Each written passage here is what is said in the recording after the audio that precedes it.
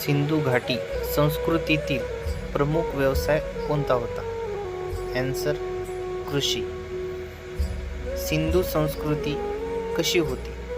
शहरी होती. गौतम बुद्धांनी आपला पहिला धर्मोपदेश कुठे दिला?